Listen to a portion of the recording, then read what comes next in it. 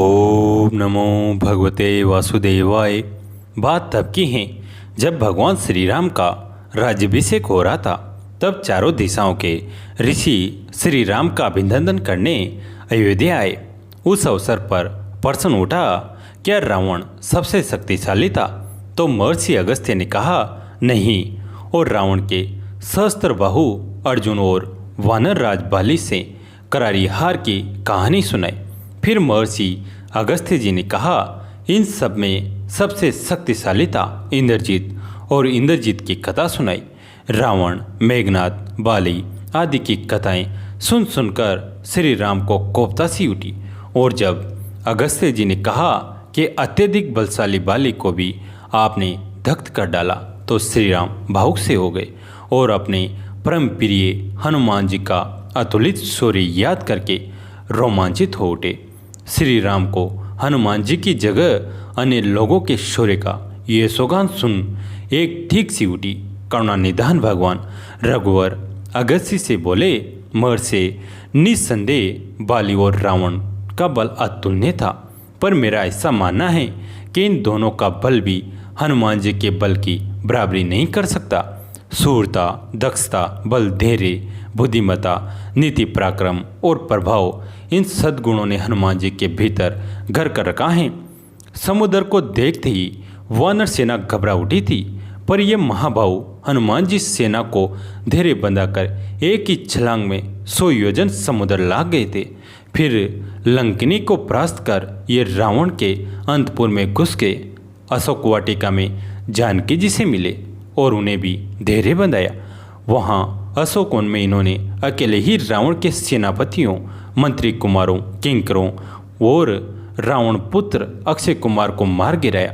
फिर ये हनुमान जी मेघनाद के नागपाश में बंधकर स्वयं ही मुक्त हो गए थे। फिर रावण से भी इन्होंने वार्तालाप किया, पर जैसे प्रलयकाल की आग ने यह सारी पृथ्वी जलाई थी, वैसे इन्होंने लंकापुरी जलाकर भस्म कर दी थी। युद्ध में इन श्री हनुमान जी के जो पराक्रम देखे गए हैं, ऐसे वीरतापूर्वक क्रम न तो काल ने किए हैं, न इंद्र ने, न वरुण ने, यहाँ तक कि भगवान विष्णु ने भी नहीं सुने जाते।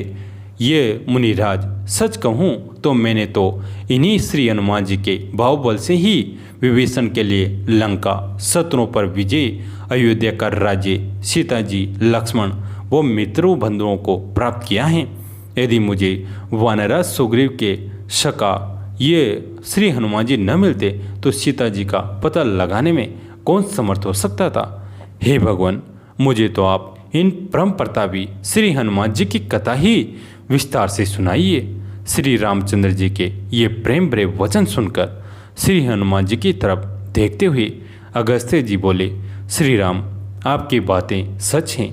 बल, पराक्रम, बुद्धि और गति में इनकी तुलना कौन कर सकता है। अगस्त्य जी से पूरी हनुमान जी की जीवन कथा सुनने के बाद श्री राम जी बड़े प्रसन्न और विस्मित हुए। भावना का इतना प्रेम पाने वाले भक्तराज एकमात्र प्रभु हनुमान जी ही हुए हैं। जहाँ भक्त भगवान की कथा सुनने को नहीं, बल्कि भगवान खुद ही भक्त की कथा सुनने को लालायित हैं। जैसे श्री कृष्ण ने सुदामा को तीनों लोक अर्पित कर दिए थे, भगवान श्री राम ने तो अपनी प्रभुता ही हनुमान जी को समर्पित कर दी और अपने समस्त कार्यों का श्रेय एकमात्र उन पर डाल दिया। श्री राम ने हनुमान जी को अपने हृदय में स्थान दिया और स्वयं हनुमान जी के हृदय में विराजित हो गए। भगवान के काज करने को आतुर ऐसे श्री हनुमान जी हमें भी राम काज में लगाए।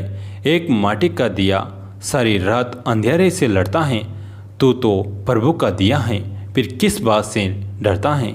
हे मानव, तू उठ और सागर यानी प्रभु में विलीन होने के लिए पुरुषार्थ कर। शरीर परमात्मा का दिया हुआ उपकार है। चाहो तो इसे विभूतियों यानी अच्छाई, पुण्य इत्यादि अर्जित कर लो, चाहे घोरतम दुर्गति, बुराई, पाप इत्यादि परोपकारी बनो एवं प्रभु का सानिध्य प्राप्त करो। प्रभु हर जीव में चेतना रूप में विद्यमान है, अतः प्राणियों से प्रेम करो। पति के हाथ को सुशोभित करने वाली उस मुद्रिका को लेकर सीता जी उसे ध्यानपूर्वक देखने लगी। उसे देखते देखकर जानकी जी को इतनी प्रसन्नता हुई मानो स्वयं उनके पति देवी उन्हें मिल गए हो। उनका लाल सफ़ेद और विशाल नेत्रों से युक्त मनोहर मुख हर्ष से खिल उठा, मानो चंद्रमा राहु के ग्रहण से मुक्त हो गया हो। पूर्ण रूप से संतुष्ट होकर वे हनुमान जी के साहसपूर्ण कार्य की सराहना करती हुई बोली, हे वानर श्रेष्ठ, तुम वास्तव में अत्यंत चतुर, साहसी और पराक्रमी हो। जो कार्य सहस्त्रों मेधावी व्यक्ति मिलकर नहीं कर सकते, उसे तुमने अकेले ही कर दिखाया। तुमने दोनों रघुवंशी भ्राताओं का कुशल समाचार सुनाकर मुझ मर्तप्राय को नवजीवन प्रदान किया है। हे पवनसुत, मैं समझती हूँ कि अभी मेरे दुखों का अंत होने में समय लगेगा, अन्यथा ऐसा क्या कारण है कि विश्व विजय का सामर्थ्य रखने वाले वे दोनों भ्राता अभी तक रावण को मारने में सफल नहीं हुए। कहीं ऐसा तो नहीं कि दूर रहने के कारण राघवेंद्र का मेरे पति प्रेम कम हो गया हो। अच्छा ये बताओ, क्या कभी अयोध्या से तीनों माताओं और मेरे दोनों देवरों का कुशल समाचार उन्हें प्राप्त होता है? क्या तेजस्वी भरत रावण का नाश करके मुझे छुड़ाने के लिए अयोध्या से सेना भेजेंगे? क्या मैं कभी अपनी आंखों से दुरात्मा रावण को राघव के बाणों से मरता देख सकूंगी? हे वीर, अयोध्या से वन के लिए चलते समय रामचंद्र जी के मुख पर जो अटल आत्मविश्वास तथा धैर्य था, क्या अब भी वो वैसा ही है?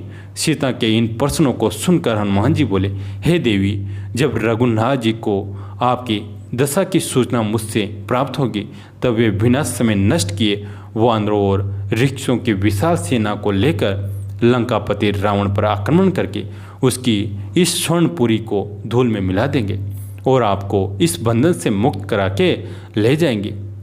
अरे आजकल वे आपके ध्यान में इतने निमग्न रहते हैं कि उन्हें अपने तन बदन की भी सुध बुध नहीं रहती, खाना पीना तक भूल जाते हैं। उनके मुख से दिन रात हाँ सीते शब्द ही सुनाई देते हैं। आपके वियोग में वे रात को भी नहीं सो पाते। यदि कभी नींद भी आ जाए तो हाँ सीते कहकर नींद में चौंक पड़ते हैं और इधर उधर आपकी खोज करने लगते हैं। उनकी ये दशा हम लोगों से देखी नहीं जाती।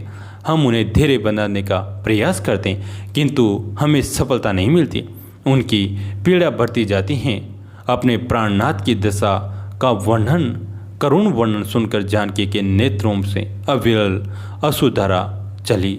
वे बोली, हनुमान, तुमने जो ये कहा है कि वे मेरे अतिरिक्त किसी अन्य का ध्यान नहीं करते, इससे तो मेरे स्त्री हृदय को अपार शांति प्राप्त हुई, किंतु मेरे वियोग में तुमने उनकी जिस करुण दशा का चित्रण किया है वो मुझसे विस्मिश्र अमृत के समान लगा है और उससे मेरे हृदय को प्राणांतन तक पीड़ा पहुंची है।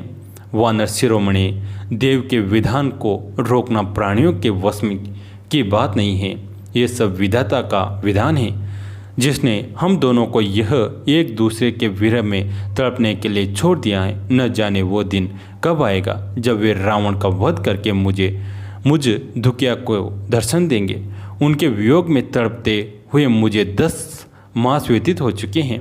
यदि 2 मास के अंदर उन्होंने मेरा उद्धार नहीं किया तो दुष्ट रावण मुझे मृत्यु के घाट उतार देगा। वो बड़ा कामी तथा अत्याचारी हैं। वो वासना में इतना अंधा हो रहा है कि वो किसी की अच्छी सलाह मानने को तैयार नहीं होता। उसी के भाई विभीषण की पुत्री कला मुझे बता रही थी कि किस उसके पिता विभीषण ने रावण से अनेक बार अनुग्रह किया है कि वो मुझे वापस मेरे पति के पास पहुंचा दे, परंतु उसने उसकी एक न मानी। वह अब भी अपनी हट पर अड़ा हुआ है। मुझे अब केवल राघव के पराक्रम पर ही विश्वास है, जिन्होंने अकेले ही खरदूषण को उनके 14 शस्त्र युद्ध कुशल सेनापति सहित मार डाला था। देखें अब वो घड़ी कब आती है जिसकी मैं व्याकुलता से प्रतीक्षा कर रही हूँ। यह कहते यूँ ये सीता अपने नेत्रों से आंसू बहाने लगी।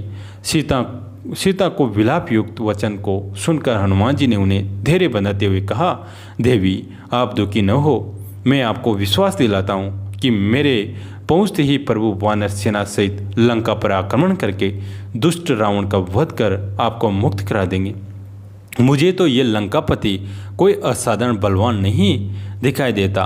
यदि आप आज्ञा दे तो मैं अभी इसी समय आपको अपनी पीठ पर बैठा कर हनुमान लंका के परकोटे को फंदा कर विशाल सागर को लांघता हुआ श्री रामचंद्र जी के पास पहुंचा दूं। मैं चाहूँ तो इस संपूर्ण लंकापुरी को रावण तथा राक्षसों सहित उठाकर राघव के चरणों में ले जाकर पटक दूं।